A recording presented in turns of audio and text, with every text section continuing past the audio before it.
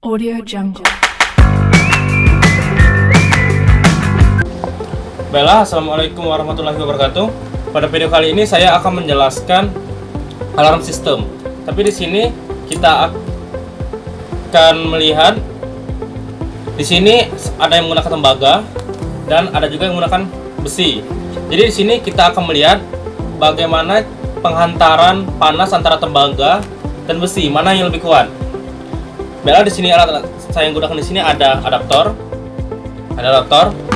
ada besi, dua besi, ada dua tembaga.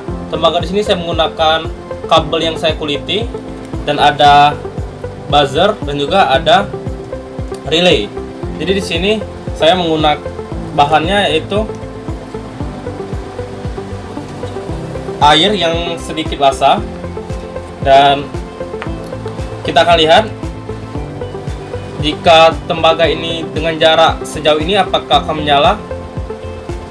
Kita akan lihat. Kali ulang, saya belum colok adaptornya. Kita akan lihat apakah akan hidup buzzernya. Kita lihat dengan jarak segini buzzer tetap menyala dan relay pun di sini menyala. Dapat terlihat. Dan jika kita dekatkan, dapat terlihat tetap menyala walaupun jauh atau dekat menyala. Kita akan menggunakan besi. Dapat terlihat jika dia jauh maka buzzer tidak menyala karena terlalu jauh. Jika kita dekatkan,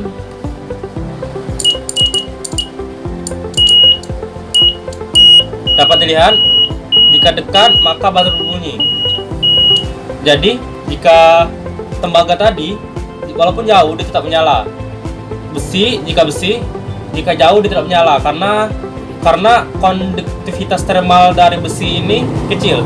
Jika tembaga, konduktivitas dari tembaga itu sangat besar dibanding besi. Jadi penghantaran panas dari tembaga itu lebih baik daripada besi ini. Jadi sekian video dari saya. Wassalamualaikum warahmatullahi wabarakatuh. Audio Jungle.